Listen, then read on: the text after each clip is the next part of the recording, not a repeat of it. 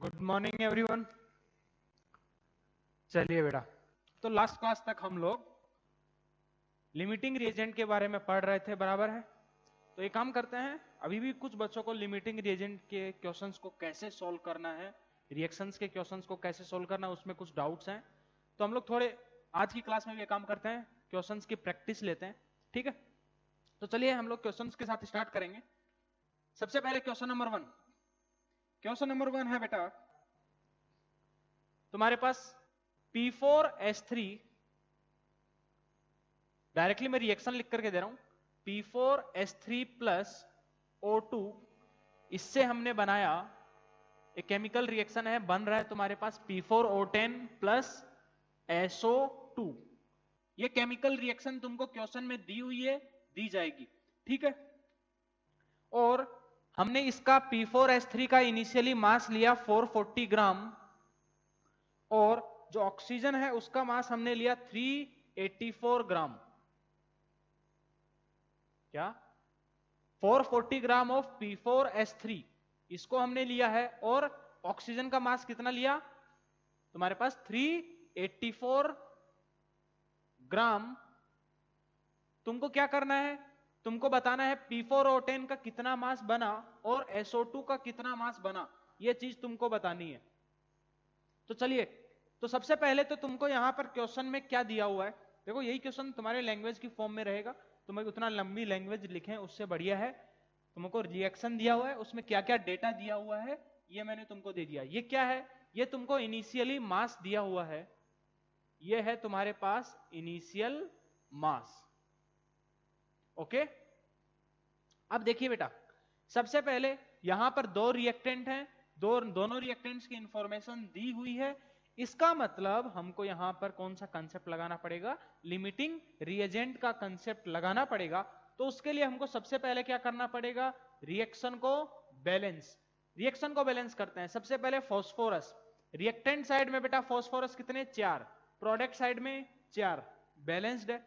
Sulphur इधर में 3, इधर में 1 है, इसके आगे मैंने लगा दिया 3, हाँ है ना। अब ऑक्सीजन को देखो, प्रोडक्ट साइड में ऑक्सीजन कितने हैं 10 प्लस 6 कितने 16, तो यहां पर ये मैंने लगा दिया 8। तो अब रिएक्शन क्या हो गई, ये है तुम्हारे पास 8O2। अब रिएक्शन हो गई मेरे पास बैलेंस्ड, ये है तुम्हारे पास एक balanced chemical reaction.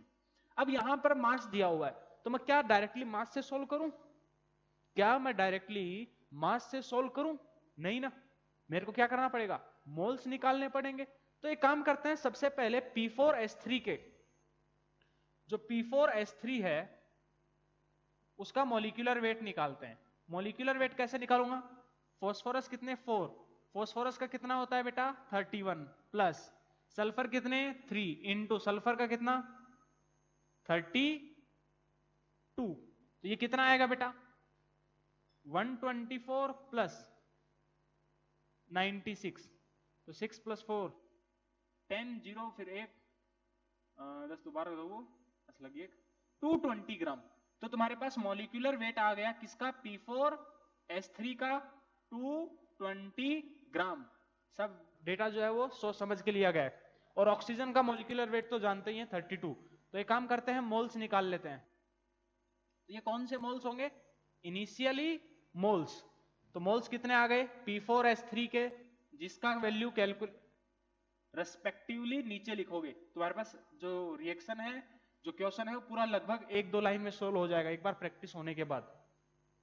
440 upon P4S3 का मॉलिक्यूलर वेट बेटा 220, इसके नंबर ऑफ मोल्स कितने 2, ऑक्सीजन के लिए 384 डिवाइडेड बाय 32, हाँ है ना। अब ये वैल्यू कितनी आएगी बेटा 32 बन जा 32, फिर 6 32, ये 64, तो इसके मोल्स हैं 12। उसके बाद हम लोग क्या करते हैं, मोल्स अपॉन स्टोइशियोमेट्रिक कॉफिशिएंट का रेशियो निकालते हैं, हाँ या ना। अच्छा, यहां पर P4S3 के लिए मोल्स कितने हैं 2, उसका स्टोइशियोमेट्रिक कॉफिशिएंट कितना है बेटा 1, ये तुम्हारे पास रेशियो है 2:2 का। ऑक्सीजन के लिए ये रेशियो कितना आएगा 12/8, मतलब 4/3, 4 2 8 3/2। ठीक है, कौन सा वैल्यू छोटा है? ये वैल्यू छोटा है, इसका मतलब ये कौन है? लिमिटिंग रिएजेंट, बराबर है कि नहीं? इसका मतलब P4 सॉरी ऑक्सीजन यहां पर क्या है? Limiting reagent. तो फाइनली कौन कौन बचेगा रिएक्शन में? जब पूरी रिएक्शन खत्म हो जाएगी तो हमको कौन कौन देखने को मिलेगा? हमारे घर वाले, बराबर है। तो तुम्हारे पास ऑक्सीजन तो क्या हो जाएगा? पूरा का पूरा खत्म हो गया, क्योंकि वो क्या है? लिमिटिंग रिएजेंट है। अब P4S3 कितना रिएक्ट किया? तो देखना 8 मोल ऑक्सीजन के साथ, यहां से मैं क्या पढ़ूंगा? 8 मोल ऑक्सीजन के साथ P4S3 के कितने मोल रिएक्ट करते हैं? 1 मोल, हाँ है ना? तो इसके ऑक्सीजन के 1 मोल के साथ इसके कितने मोल रिएक्ट करेंगे? 1/8। ज्यादा कंफ्यूजन हो तो इसका कितना मोल रिएक्ट किया ये निकालने के लिए क्या करो? इसका स्टोइशियोमेट्रिक कोफिशिएंट अपॉन जो एलआर है उसका स्टोइशियोमेट्रिक कोफिशिएंट, सिंपल सा है। 1/8 इनटू इसके मोल्स कितने हैं ऑक्सीजन के? 12 मोल्स। 3/2 मत लेना, ये तो सिंपल हमने एलआर निकालने के लिए यूज किया है। ऑक्सीजन के मोल्स कितने हैं? 12। 1/8 इंटू 12, ठीक है। इनिशियली मोल्स कितने थे? इनिशियली मोल्स थे इसके 2 मोल्स। तो 2 में से इतने मोल्स रिएक्ट कर गए, तो 2 में से 100 रुपए में से अगर 20 रुपया खर्च हो गया तो कितना बचा? 100 माइनस 20। ऐसे ही है, तुम्हारे पास इनिशियल में से इतना पैसे थे, इतने मोल्स थे, उसमें से इतने मोल्स रिएक्ट कर गए, तो बचे कितने? इतने मोल्स। किसके? P4S3 के। तो ये वैल्यू सोल्व करोगे तो कितना? फिर से तुम्हारे पास ये कोइंसिडेंस है कि तुम्हारे पास दोनों का रेशियो सेम आ गया, ये दोनों वैल्यू सेम आ गई, मतलब ये 3/2। तो 2 माइनस 1.5, तो तुम्हारे पास इसके कितने मोल्स? 0.5 मोल्स P4S3 का बचा हुआ है, ठीक है। चलिए अब क्वेश्चन में फाइनली P4O10 और SO2 के लिए भी निकालते हैं। देखिए ध्यान से,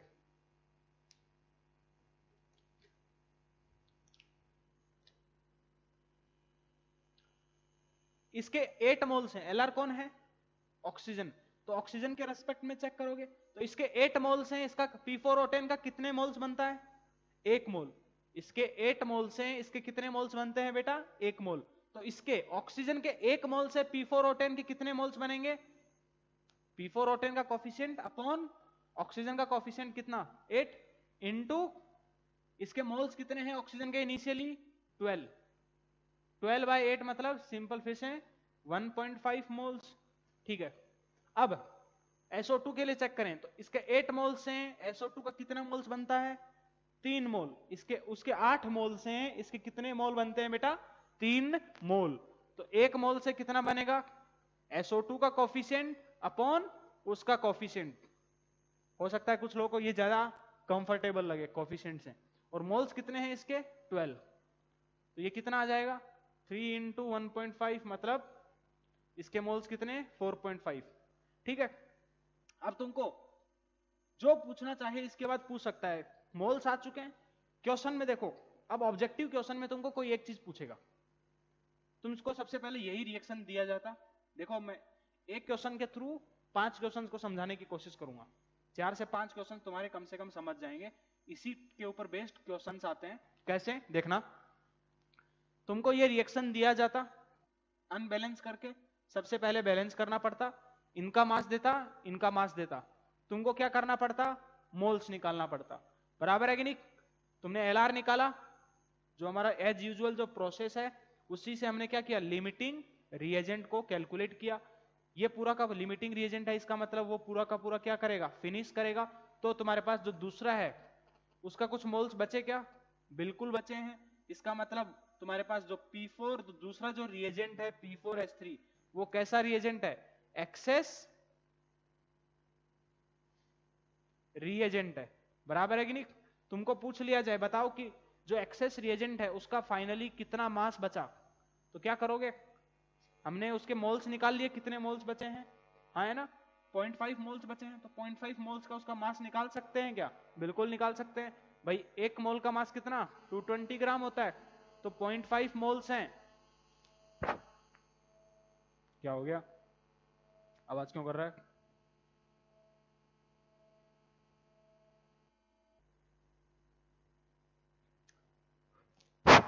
हाँ, तो देखिए क्या हुआ, इसके कितने मोल्स बचे हैं, 0.5 मोल्स, तो एक मोल का मास कितना है 220 ग्राम। तो तुम्हारे पास फाइनली P4S3 का कितना मास बचा है 100 ग्राम, बराबर है कि नहीं, आधे मोल्स का कितना हो जाएगा 100 ग्राम। तो सोचो 400 ग्राम हमने लिया था, 100 ग्राम बचा है, तो 300 ग्राम क्या किया, रिएक्ट कर गया, सिंपल सा बेसिक लॉजिक लगाना है। ऐसे ही P4O10 है, P4O10 के मोल्स हमने निकाल लिए, क्वेश्चन में तुमको पूछ लेता, मैंने तो अभी मोल्स बोला, क्वेश्चन में तुमको यही घुमा करके पूछ ले कि बेटा बताओ P4O10 का मास कितना बना, निकाल सकते हैं, P4O10 का मॉलिक्यूलर मास निकालो और सॉल्व करो। तो बेसिकली वही चीजें हैं। SO2 क्या होता है, ये गैस होता है, मान लो ये तुम्हारे पास SO2 क्या होता है, मान लो क्या होता ही है, SO2 क्या होता है, गैस होता है। तुमको इसका पूछ लेता STP के ऊपर बताओ इसका वॉल्यूम कितना है, तो बेटा उसके मोल्स कितने बने 4.5, एक मोल का वॉल्यूम कितना होता 22.4, 4.5 है तुम्हारे पास, तो क्या करोगे इंटू 22.4, आंसर आ जाएगा, उसका कितना वॉल्यूम होगा वो भी आ सकता है। तो इस टाइप से अलग अलग तुम्हारे बहुत सारे क्वेश्चंस को पूछा जा सकता है, समझे कि नहीं। तो कंसेप्ट बिल्कुल सेम है, बहुत ही आसान कंसेप्ट है।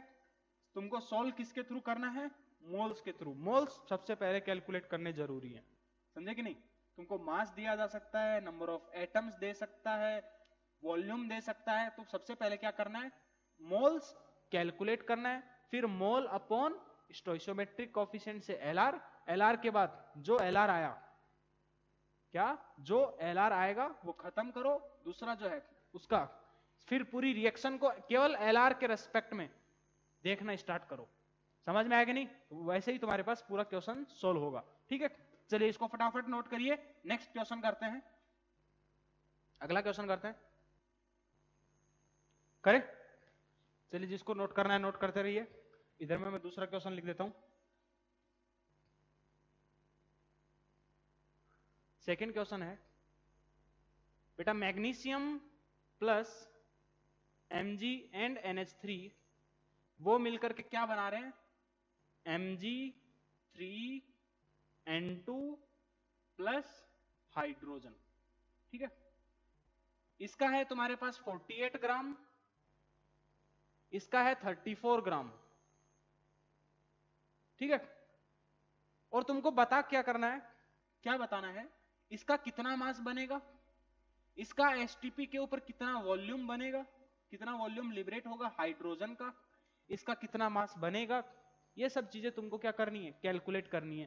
तो एक काम करिए, खुद से पहले सोल्व करो, वीडियो को पॉज करके पहले खुद से सोल्व करने की कोशिश करो, उसके बाद मैं जो सोल्व करूंगा उसका सॉल्यूशन देखना। तो क्वेश्चन देख करके क्या समझ में आता है, क्वेश्चन को देख करके क्या समझ में आता है भाई, रिएक्शन दिया हुआ है, दो रिएक्टेंट्स भी हैं, दोनों का इंफॉर्मेशन दिया हुआ है, और तुम्हारे पास प्रोडक्ट्स के बारे में पूछ रहा है, ठीक है। क्या करेंगे, सबसे पहले जो दिया है तुमको क्वेश्चन में वो क्या दिया है, मास दिया है, कौन सा मास, इनिशियल मास, मतलब जब रिएक्शन स्टार्ट किया तब हमने रिएक्टेंट्स का कितना मास लिया ये चीज दी हुई है, बराबर है। तो हम लोग क्या करेंगे, सबसे पहले इनिशियल मोल्स को कैलकुलेट, सॉरी मोल्स को कैलकुलेट करें, उससे पहले हमको रिएक्शन तो बैलेंस करना भूल ही गए। सबसे पहले क्या करना है, रिएक्शन को बैलेंस, मैग्नीशियम इधर में 3, इधर में 1 है, ये लो 3, ठीक है, उधर में नाइट्रोजन 2, इधर में नाइट्रोजन 1, ये लो। अब हाइड्रोजन 3 2 जा 6, रिएक्टेंट साइड में हाइड्रोजन कितने हैं 6, उधर में, तो एक काम करना पड़ेगा, इसके आगे मेरे को लगाना पड़ेगा 3। अब रिएक्शन बैलेंस हो चुकी है, मैंने यहां पर रिएक्शन बैलेंस करके नहीं दिया, हो सकता है जैसे अभी मैं गलती करने जा रहा था, कि नहीं गलती करने जा रहा था, क्या मैं बिना रिएक्शन को बैलेंस किए क्वेश्चन सोल्व करने की तरफ बढ़ रहा था। सबसे पहले काम क्या होगा, रिएक्शन को बैलेंस करना है। तो ये अगर तुमको रिएक्शन बैलेंस करके नहीं दी जाएगी तो जनरली भूल जाते हैं, कोई बात नहीं, जब बार बार प्रैक्टिस करोगे तो आदत हो जाएगी। तो एक काम करो, मैग्नीशियम के मोल्स निकालो, 48 अपॉन मैग्नीशियम का एटॉमिक मास कितना 24, तो कितने मोल्स आ गए उसके 2। नाइट्रोजन के लिए उसका मास कितना दिया है 34, NH3 का मॉलिक्यूलर मास कितना 17, इसके भी मोल्स दोनों के कितने 2। फिर क्या करोगे, मोल्स अपॉन स्टोइचियोमेट्रिक कोफिशिएंट का रेशियो निकालोगे। इसके लिए कितना 2/3, 2/3। इसके लिए बेटा 2/2। कौन सा रेशियो छोटा है, न्यूमरेटर दोनों में सेम है, जिसका डिनोमिनेटर ज्यादा वो वैल्यू छोटी, मतलब ये तुम्हारे पास कौन हो गया, एलआर हो गया। तो एलआर कौन है, मैग्नीशियम। तो फाइनल जब रिएक्शन खत्म हो जाएगी, क्या, जब रिएक्शन खत्म हो जाएगी तब तुम्हारा फाइनली कौन कौन बचेगा, लिमिटिंग रिएजेंट तो पूरा का पूरा खत्म हो गया। अब NH3 का कितना मोल्स बचा है, कैसे सोल्व करोगे, मैग्नीशियम से। इसका मैग्नीशियम का 3 मोल इसके कितने मोल के साथ रिएक्ट करता है बेटा, 2/3 है ना। तो 1 मोल कितने के साथ रिएक्ट करेगा, मैग्नीशियम के 3 मोल इसके 2 मोल के साथ रिएक्ट करते हैं, तो 1 मोल कितने के साथ रिएक्ट करेगा, 2/3। मैग्नीशियम के मोल्स कितने हैं, 2 इंटू 2, हाँ है ना। ये इतने मोल्स हैं जो रिएक्ट कर गए। तो तुम्हारे पास फाइनली तो मोल्स जो बचे हुए हैं, बचे हुए मोल्स कौन से होंगे, इनिशियल में से जो रिएक्ट कर गए उसको सब्ट्रैक्ट कर दो, मतलब 2 - 4/3, तो ये कितना आ जाएगा 2/3। ये क्या है, ये तुम्हारे पास रिमेनिंग मोल्स हैं। ये क्या है, रिमेनिंग, या फिर मैं बोलूं फाइनल मोल्स, किसके, NH3 के, ऑफ NH3। 2/3, सॉरी यहां पर ये जो 4/3 है, देखो चीजें टफ नहीं है, ये एक एक वर्ड का तुम क्या चीज है बस वही समझना है, हमको समझ के चलना है। तो ये 4/3 क्या है, तुम्हारे पास मोल्स ऑफ NH3 रिएक्टेड, जो NH3 के मोल्स रिएक्ट हुए वही है तुम्हारे पास 4/3 इस क्वेश्चन में। ठीक है, मैं बोलूं क्वेश्चन में कि Mg3N2 के कितने मोल्स बनेंगे, 3 मोल्स हैं, इसका कितना मोल बनता है, 1 मोल। तो Mg के 1 मोल से इसके कितने मोल्स बनेंगे, 1/3। Mg के मोल्स कितने हैं 2, तो इसके कितने मोल्स बन जाएंगे, इंटू 2, मतलब सिंपल 2/3, बराबर है कि नहीं। 2/3 मोल्स किसके होंगे, Mg3N2 के। हाइड्रोजन के लिए निकालना है बेटा, 3 मोल मैग्नीशियम से हाइड्रोजन के कितने मोल्स बनते हैं, 3 मोल। तो 1 मोल से कितने बनेंगे, 3/3, हाँ है ना। और मोल्स कितने हैं मैग्नीशियम के, 2 मोल्स, 2 मोल से कितने बन जाएंगे, तो ये आएगा तुम्हारे पास 2 मोल्स, हाँ है ना। तो यहां से तुमको पूछा जाए मास ऑफ Mg3N2 फॉर्म्ड वो कितना है, तो सबसे पहले क्या करोगे, उसके मोल्स हमने निकाल लिए, कितने मोल्स बने Mg3N2 के, 2/3 मोल्स। तो उसके मोल्स कितने, 2/3 इंटू इसका मॉलिक्यूलर मास। तो यहां पर इसका मॉलिक्यूलर मास कैसे निकालोगे, मॉलिक्यूलर वेट बेटा 3 इंटू 24 प्लस 2 इंटू 14, कितना 74 प्लस 28, 70 80 90 100। तो Mg3N2 का मॉलिक्यूलर मास कितना है 100। तो यहां से मेरे पास Mg3N2 का कितना मास बना 200/3, ये है Mg3N2 का मास जो बना। ठीक है, volume of hydrogen formed at STP, मैं केवल STP पे पूछ रहा हूं, ठीक है। तो क्या करना पड़ेगा, STP पे बोला है हाइड्रोजन के कितने मोल्स बने हैं टोटल, फाइनली 2 मोल्स। हाइड्रोजन के कितने मोल्स बने, 2 मोल्स। तो 2 मोल्स का वॉल्यूम कितना हो जाएगा बेटा, 2 इंटू 1 मोल कोई भी गैस हो उसका वॉल्यूम कितना होता है STP के ऊपर, एट STP होता है 22.4 लीटर, मतलब 44.8 लीटर। ठीक है, हो सकता है कोई अगर ऐसे लिख कर दे दे 44800 ml, तो ये दोनों मतलब एक ही है, लीटर को मैंने किस में कन्वर्ट कर दिया, ml के अंदर। ठीक है, तो ये था हमारे पास सेकंड क्वेश्चन। इस टाइप के क्वेश्चन कोई भी पूछ सकता है। एक काम करो, फटाफट नोट करो, एक और क्वेश्चन करते हैं, मिटा दे, चलिए इधर से मिटा देते हैं।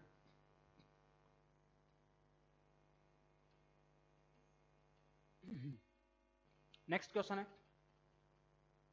चलिए इसको थोड़ा लैंग्वेज की फॉर्म में लिख देते हैं। What is the maximum amount, what is the maximum amount of nitrogen dioxide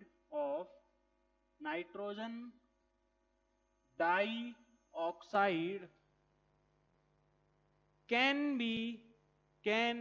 be formed from 4.2 gram of NO, nitrogen NO है तुम्हारे पास, एंड 3.2 ग्राम O2। ठीक है, तुमको क्वेश्चन लिख करके दिया है कि बताओ मैक्सिमम कितना मास बना सकते हैं, मैक्सिमम कितना मास प्रोड्यूस हो सकता है नाइट्रोजन डाइऑक्साइड। नाइट्रोजन डाइऑक्साइड का फॉर्मूला जानते हो, NO2। नाइट्रोजन डाइऑक्साइड फॉर्मूला क्या होगा, NO2। चलिए, तो सबसे पहले क्वेश्चन में जो दिया है उसके हिसाब से जो प्रोडक्ट है वो कौन है, maximum amount of can be formed, form कौन होते हैं, बनता कौन है रिएक्शन में, प्रोडक्ट्स। तो नाइट्रोजन डाइऑक्साइड क्या है तुम्हारा, प्रोडक्ट है। रिएक्टेंट्स कौन है, फ्रॉम NO और O2। तो रिएक्टेंट्स कौन है, NO और O2।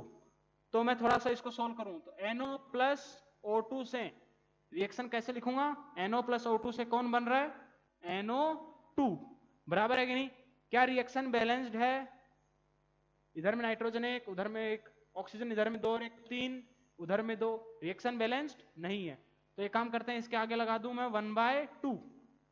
कोई बोले ऐसा फ्रैक्शन लगा दिया, पूरी रिएक्शन को 2 से मल्टीप्लाई, तो ये लो 2 2। ठीक है, देखो पूरा रिएक्शन बैलेंस्ड है। किसी भी बैलेंस्ड रिएक्शन को तुम किसी भी इंटीजर से मल्टीप्लाई करोगे कोई फर्क नहीं पड़ने वाला। ठीक है, अब देखो क्या यहां पर क्या दिया हुआ है, इसका मास दिया है 4.2 ग्राम और इसका मास दिया है 3.2 ग्राम, बराबर है कि नहीं।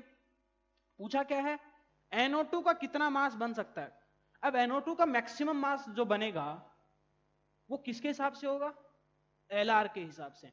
अगर सोचो NO2 में नाइट्रोजन भी है ऑक्सीजन भी है, पता चला ऑक्सीजन जल्दी खत्म हो गया या फिर नाइट्रोजन ये यहां से NO जल्दी खत्म हो गया, तो NO2 बनना बंद हो जाएगा, बराबर है कि नहीं। तो NO2 का मैक्सिमम कितना मास बनेगा वो कौन डिसाइड करेगा, ये डिसाइड करने का हक किसके पास है, तुम्हारे पास जो लिमिटिंग रिएजेंट है। तो हमको लिमिटिंग रिएजेंट कैलकुलेट करना पड़ेगा।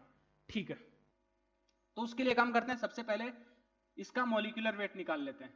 मॉलिक्यूलर मास कितना हो जाएगा, 14 प्लस 16 कितना होगा, 16 प्लस 14 इज 30।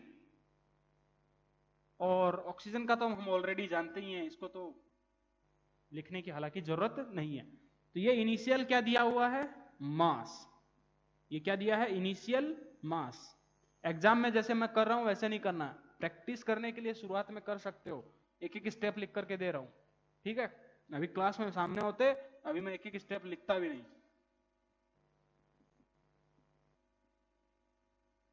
इनिशियल मोल्स कितना, 4.2 ग्राम इसका मास अपॉन 30, बराबर है यहां पर 3.2 डिवाइडेड बाय 32 कितना आ जाएगा, ये 0.1।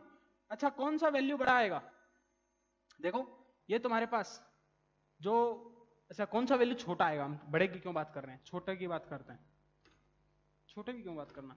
तो ये देखो तुम्हारे पास, इसको सोल्व करते हैं तो ये कितना आएगा बेटा, 4 से डिवाइड हो रहा है क्या, नहीं हो रहा, 6 5 जा 30, 6 से डिवाइड हो रहा है, 6 6 जा 36, 6 7 जा 42, 7 अपॉन 6, 0.7/6 ये आएगा। ठीक है, एक काम करते हैं, मोल्स अपॉन स्टोइशियोमेट्रिक कोफिशिएंट निकालते हैं।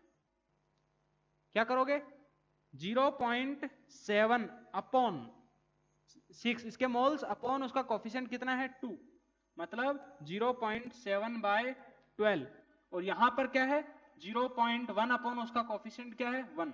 कौन सा वैल्यू छोटा है? देखो हमको यहां पर सॉल्व करके देखने की जरूरत नहीं है। क्यों? क्योंकि इसने पूछा है NO2 का कितना मास बनेगा। अगर तुमको यहीं पर पता चल गया कि भाई देखो 0.7 अपॉन 2 6, यहां पर इसको डिवाइड करने पे ये वैल्यू छोटा आ रही है ये वैल्यू छोटी। अगर ये वैल्यू छोटी आ रही है इसका मतलब ये क्या है? Limiting reagent. बस हमको लिमिटिंग रिएजेंट पहचानना था, उसके लिए हमने पहचान लिया। अब हमको ये देखना है, तो इसके 2 मोल्स हैं, इसके कितने मोल बनते हैं भाई? 2 मोल NO से NO2 के कितने मोल्स बनते हैं? 2 मोल्स। तो 1 मोल से इसके NO2 के कितने मोल्स बनेंगे? 2/2 इसका कोफिशिएंट अपॉन इसका कोफिशिएंट इनटू NO के कितने मोल्स हैं? 4.2/30 4.2/30। तो ये क्या आ गए? Moles of NO2। NO2 के जो मोल्स बने, मोल्स ऑफ NO2 फॉर्म्ड। अब लेकिन पूछा क्या है? मास। तो मास निकालना है तो क्या करोगे? मास ऑफ NO2 फॉर्म्ड, उसके लिए क्या करें? मोल्स उसके कितने हैं? 4.2 अपॉन 30, उसको किससे मल्टीप्लाई कर दें? NO2 के मॉलिक्यूलर मास से। NO2 का मॉलिक्यूलर वेट कितना आएगा बेटा? 14 प्लस 32 मतलब 46 ग्राम। तो इंटू कर दो किससे? 46। तो तुम्हारे पास ये लास्ट में आ जाएगा आंसर क्या? ग्राम में। तो तुम्हारे पास अब देखो डिवाइड हो रहा है क्या? अभी भी नहीं हो रहा, तो इसको यहां पे आगे सोल्व कर लो। तो ये आंसर कितना आएगा बता देता हूं मैं।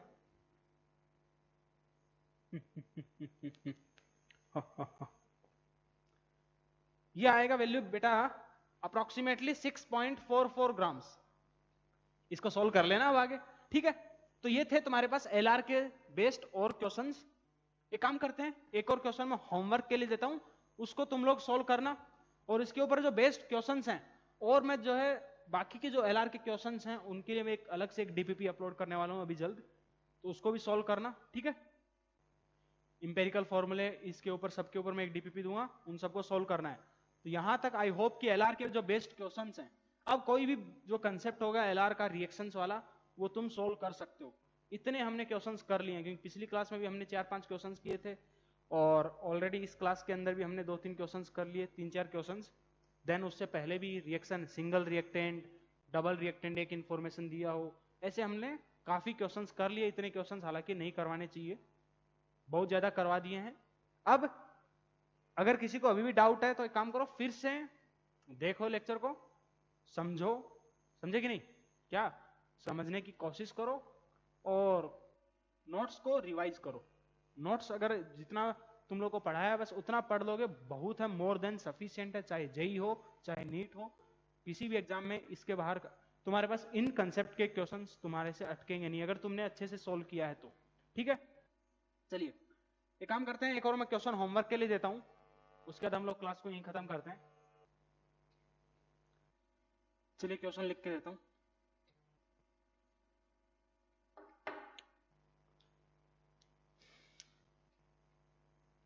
व्हाट मास, ये होमवर्क है तुम्हारा। What mass of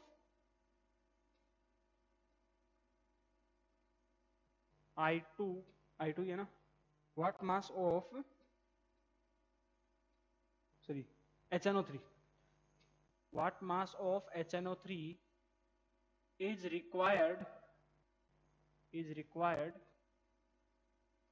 for 5 gram of iodine to convert into iodic acid? HNO3 का कितना मास रिक्वायर्ड होगा 5 ग्राम आयोडीन के साथ, ताकि क्या बने? तुम्हारे आयोडिक एसिड बने। और उसके लिए मैंने रिएक्शन लिख करके दिया है, ठीक है? रिएक्शन क्या है? I2 plus HNO3। अब इसको बैलेंस करना तुम्हारे लिए थोड़ा चैलेंजिंग होगा, हालांकि फिर भी कर सकते हो। HiO3 plus NO2 plus H2O। मैंने रिएक्शन भी बैलेंस करके नहीं दिया है, रिएक्शन भी अपने से बैलेंस करोगे, ठीक है। तो क्वेश्चन क्या है कि HNO3 का कितना मास रिक्वायर्ड होगा, यही बोला है। हाँ, ताकि ये जो तुम्हारे पास आयोडीन है, for 5 gram of iodine to convert into iodic, हाँ सही है बिल्कुल से, आयोडीन, ताकि तुम्हारे पास यहाँ पर इसका जो 5 ग्राम आयोडीन है वो सारा का सारा किसमें कन्वर्ट हो जाए, इसके अंदर कन्वर्ट हो जाए, उसके लिए इसका कितना मास रिक्वायर्ड होगा, बराबर है, यही बात पूछा है। चलिए ये क्वेश्चन तुम्हारे लिए होमवर्क है, ठीक है। तो आज की क्लास हम लोग यहीं पे खत्म करते हैं। जो यहां तक का हमारे पास अभी बोल सकते हैं हम लोग 50% of the mole concept is finished. अब जो आगे आने वाला जो पार्ट है, अगर ये LR वाला पार्ट तुमको अगर अच्छे से आता है, आगे वाले पार्ट के अंदर हम बहुत आसानी से जल्दी भाग जाएंगे, मतलब जल्दी जल्दी खत्म हो जाएगा, भाग जाएंगे मतलब ये, ठीक है। चलिए आज के लिए इतना काफी है।